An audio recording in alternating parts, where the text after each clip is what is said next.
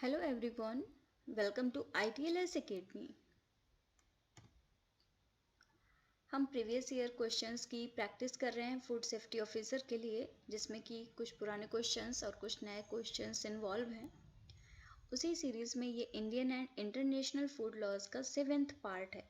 तो चलिए प्रैक्टिस करते हैं कुछ क्वेश्चंस की। Question number 1,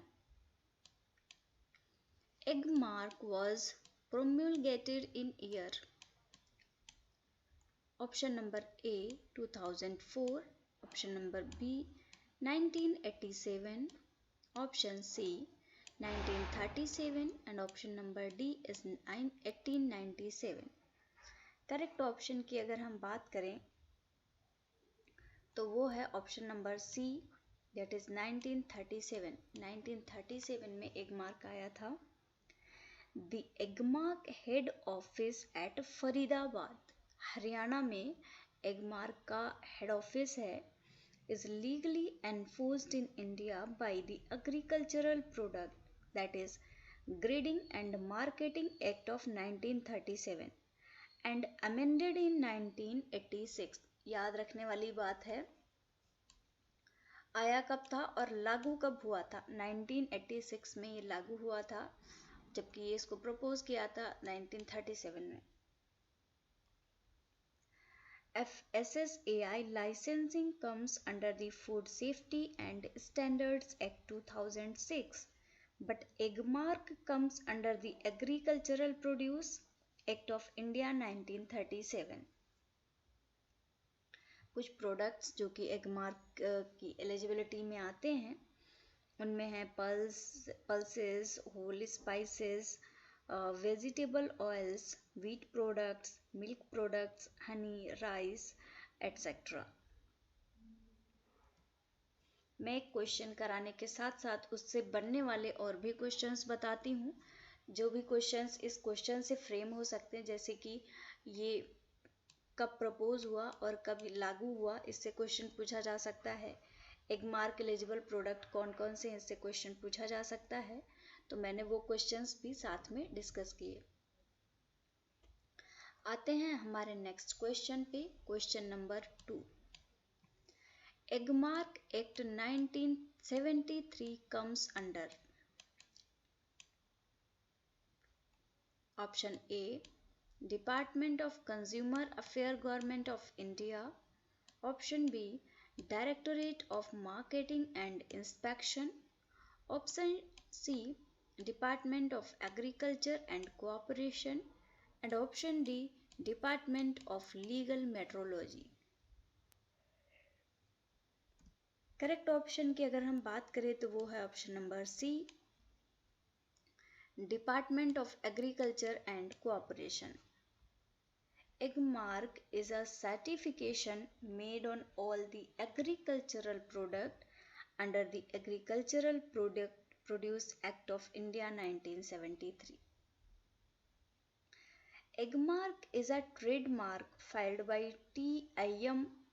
So TIM is the proprietor and owner of the brand Eggmark as per trademark registry's record. ये क्वेश्चन भी पूछा जा सकता है, तो आप लोग याद रखिएगा.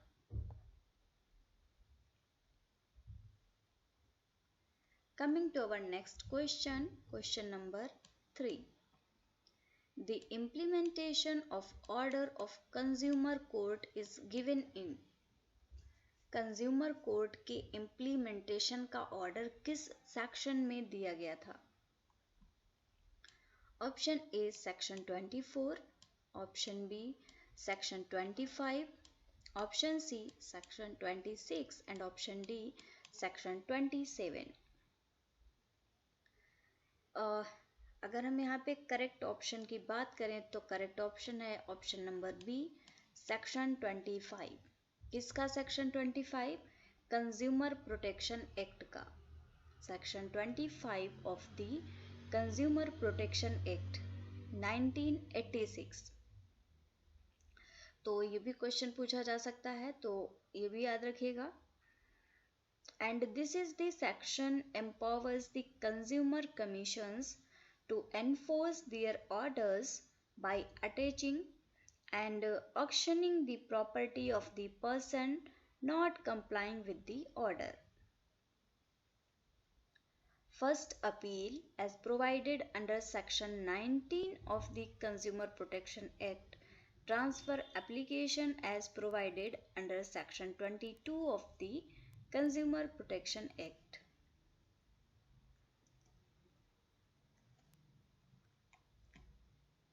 Next question, question number 4. Sale of adulterated drug is given in. Adulterate drug का सेल किस में दिया गया है? Option number A section 274 of IPC, option number B section 275 of IPC, option number C section 276 of IPC and option D is section 272 of IPC. तो correct option की अगर हम बात करें तो वो है हमारा option number B section 275 of IPC. IPC 275 sale of adulterated drugs from the Indian Penal Code sells the same or offer or exposes it for sale or issue it from any dispensary। होता क्या है adulteration का मतलब कि किसी भी same product को किसी दूसरे नाम से बेच देना या कुछ ऑफर्स को या कोई कॉपी करके प्रोडक्ट की उसको बेच देना, इसको बोला जाता है एडल्ट्रेशन। तो जो ड्रग्स का एडल्ट्रेशन है उसके बारे में सेक्शन 275 में दिया गया है। एडल्टरेटेड ड्रग्स क्या होती हैं? A drug or device shall be deemed to be adulterated if it is a drug and any substance has been mixed or packed with it so as to reduce its quality or strength। अगर किसी भी drug में कोई ऐसी चीज़ mix कर दी गई है या पैक कर दी गई है जो कि इसकी क्वालिटी को या इसकी स्ट्रेंथ को रिड्यूस कर रही है, तो उस चीज़ को अडल्टरेटेड चीज़ बोला जाएगा। जो ड्रग है वो एडल्टरेटेड ड्रग हो जाएगी और ये प्रोसेस को एडल्ट्रेशन बोला जाएगा। इसके अलावा ऐसा ना करके कि कोई चीज़ मिक्स की, उसका कोई सब्स्टिट्यूट, उसका कोई छोटा सा पार्ट ऐड कर दिया, तब भी ये प्रोसेस एडल्ट्रेशन ही मानी जाएगी।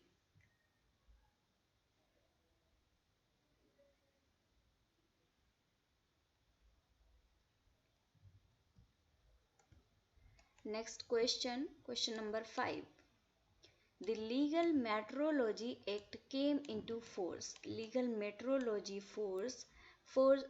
Act जो है वो फोर्स में कब आया, कब लागू हुआ? Option A 1986, option B 2009, option C 1975, option D 1999। Correct option की अगर हम बात करें तो वो है ऑप्शन नंबर बी 2009। 2009 में लीगल मेट्रोलॉजी एक्ट लागू हुआ। The central government has enacted Legal Metrology Act 2009 which had come into force on 1st April 2011। 2009 में इसको लाया गया था, लेकिन ये पूरी तरीके से 2011 में लागू हो पाया। ये भी क्वेश्चन पूछा जा सकता है, इसलिए मैंने इसको भी यहाँ पे डिस्कस किया। This act rationalized the units for the measurement to be used in India। Measurement के लिए किन यूनिट्स को यूज़ किया जाना है, किस तरीके से यूज़ किया जाना है, ये सारी चीज़ें आती हैं मेट्रोलॉजी एक्ट में। Legal metrology is the application of legal requirements to measurement and measuring instrument। Measurement के लिए जो भी रिक्वायरमेंट हैं, इसके अलावा जो मेजरिंग इंस्ट्रूमेंट्स हैं उनके लिए जो रिक्वायरमेंट्स हैं, वो सारी चीज़ों के लिए एप्लीकेशन लीगल मेट्रोलॉजी में होता है। The objective of legal metrology is to ensure public guarantee from the point of view of security and accuracy of the weights and measurements. इस एक्ट के अंतर्गत ये सुरक्षा प्रदान की जाती है कि जो वेट है, जो मेजरमेंट है, वो एक्यूरेट है, उसकी सिक्योरिटी और एक्यूरेसी का काम लीगल मेट्रोलॉजी एक्ट के अंतर्गत आता है।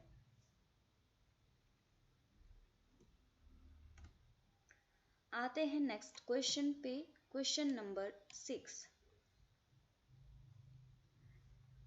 Which of the following is not a critical factor in the growth of dangerous foodborne bacteria? जो फूडबॉर्न बैक्टीरिया होते हैं उनकी ग्रोथ के लिए कौन सा फैक्टर क्रिटिकल फैक्टर नहीं है?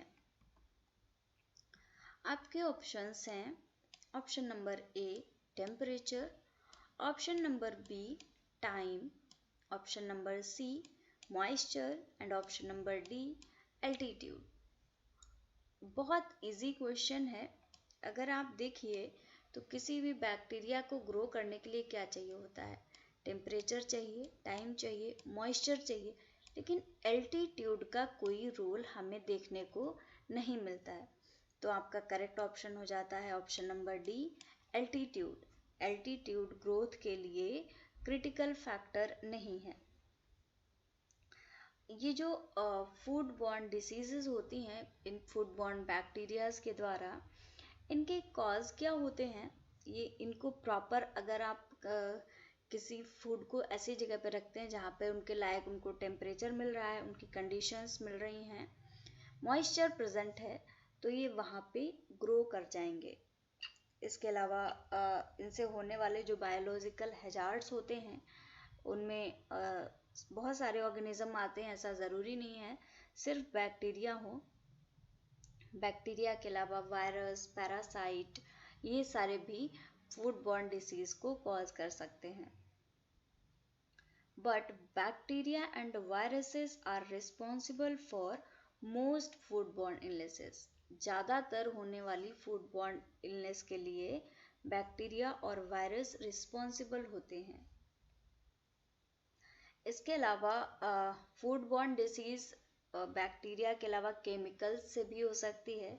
केमिकल हैजार्ड्स में होते हैं natural toxins and chemical contaminants. Natural toxins के द्वारा भी हो सकता है केमिकल हैजार्ड, और जो कंटेमिनेंट्स होते हैं केमिकल, उनसे भी हो सकता है।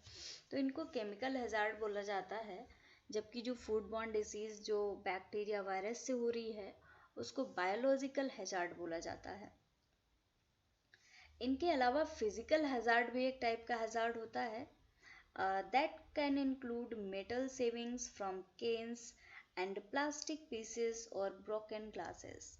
कोई भी मेटल शेविंग केन्स की हो या फिर प्लास्टिक के पीसेस हो या ब्रोकन ग्लास हो, इनसे होने वाला जो हैजार्ड होता है उसको फिजिकल हैजार्ड बोला जाता है।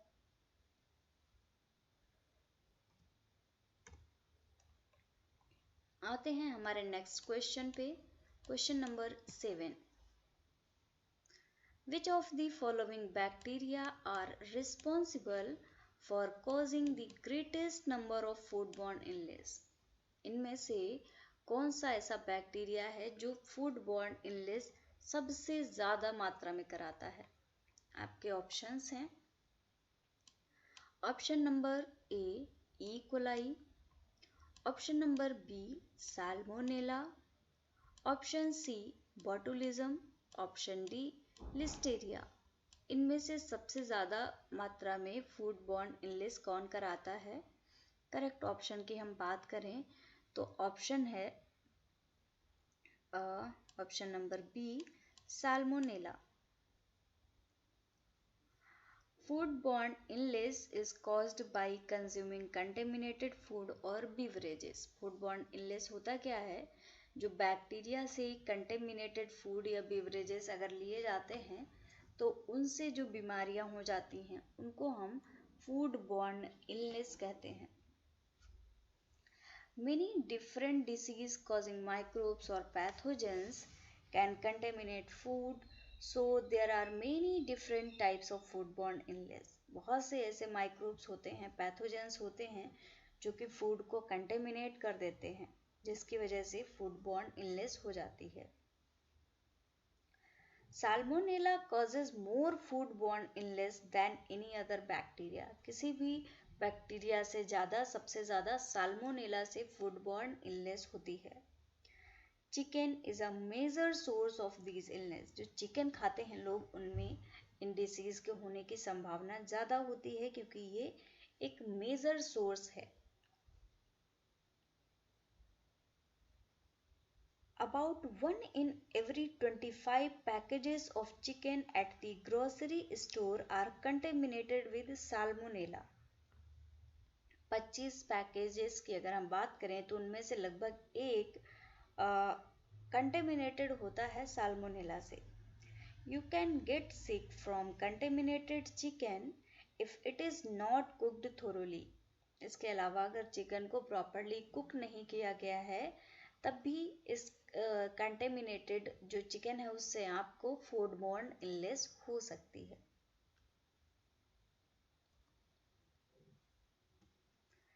आते हैं हमारे नेक्स्ट क्वेश्चन पे। Question number 8। Identify an example of a classical diffusional mass transfer process without involving heat among the following। इनमें से आपको classical diffusional mass transfer process को आइडेंटिफाई करना है। आपके ऑप्शंस हैं।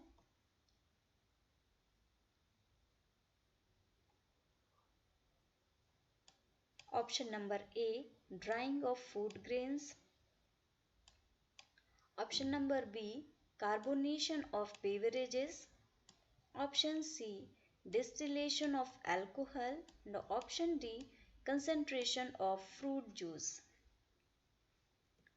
करेक्ट ऑप्शन की बात करें तो वो ऑप्शन है option number B, that is carbonation of beverages. Carbonation of beverages एक बहुत अच्छा एग्जाम्पल है classical diffusional mass transfer process का। Some common example of mass transfer processes are the evaporation of water from a pond to the atmosphere।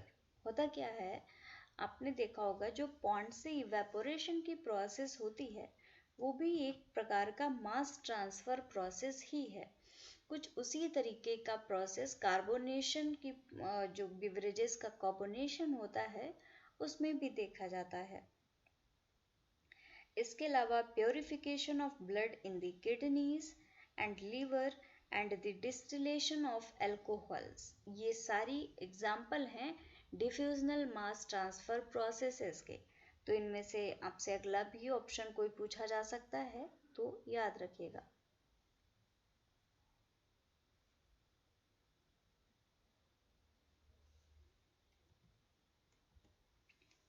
आते हैं next question पे। Question number 9। How much time it will take to get FSSAI license once all the documentation and fee paying is done।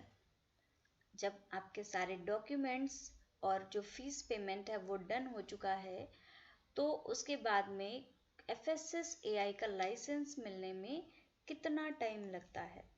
Option number A, within 30 days। Option number B, within 60 days, option number C within 80 days, and option number D is within 10 days।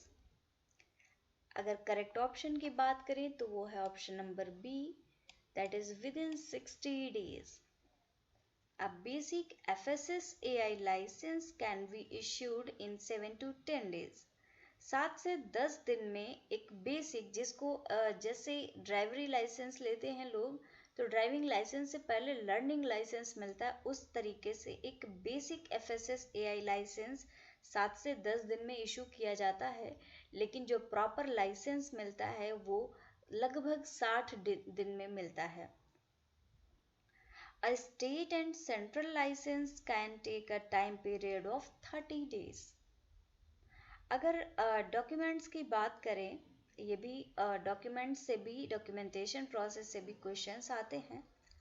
तो FSSAI state license के लिए जो required documents होते हैं उनमें आता है form B. Form B क्या है, आप लोग ज़रूर पढ़िएगा क्योंकि इससे भी क्वेश्चंस आ सकते हैं। फॉर्म बी होना चाहिए ड्यूली कंप्लीटेड एंड साइन। और इसके अलावा ब्लूप्रिंट और layout of the area location, contact details of the directors, list and details of the type of equipment and machinery, as well as photo ID and address proof issued by the Government of India. ये कुछ documents होते हैं जो कि required होते हैं FSSAI के licence के लिए।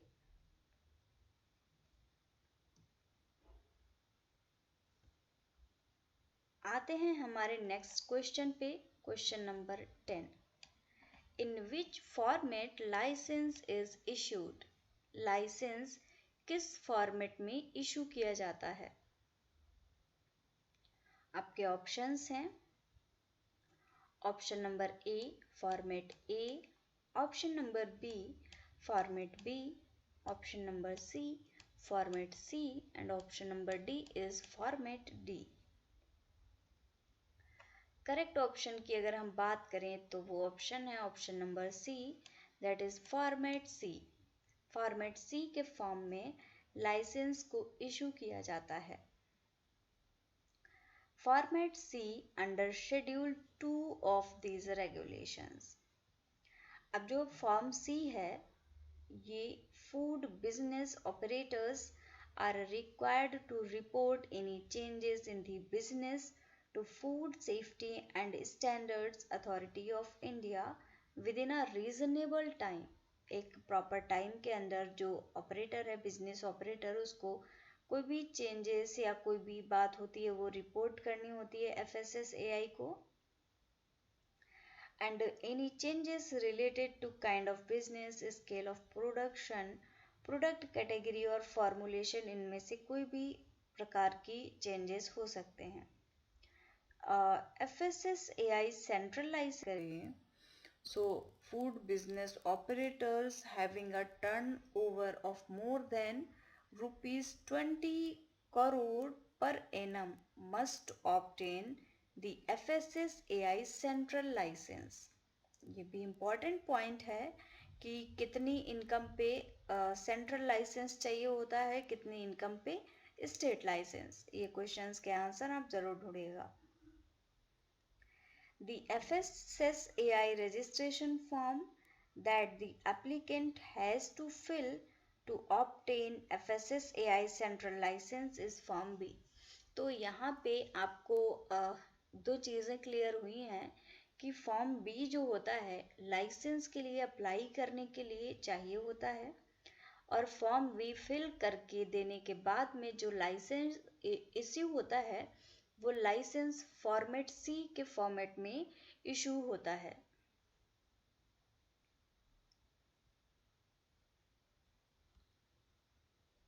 सो thank you very much everyone for watching this session. Follow करिए ITLS एकेडमी को Instagram, Facebook, Twitter, YouTube, WhatsApp और लिंक्डइन पे। सब्सक्राइब करिए हमारे यूट्यूब चैनल ITLS एकेडमी को। इसके अलावा ITLS एकेडमी के ऐप को डाउनलोड कर सकते हैं आप गूगल प्ले स्टोर से, ताकि आप इजीली एक्सेस कर पाएँ एकेडमी की चीज़ों को। So thank you for watching. Like this video, share and subscribe to our YouTube channel.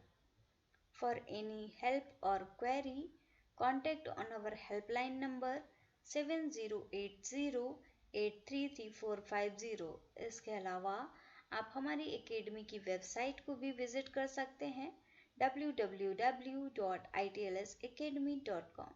So thank you very much everyone. Thank you again for watching this session.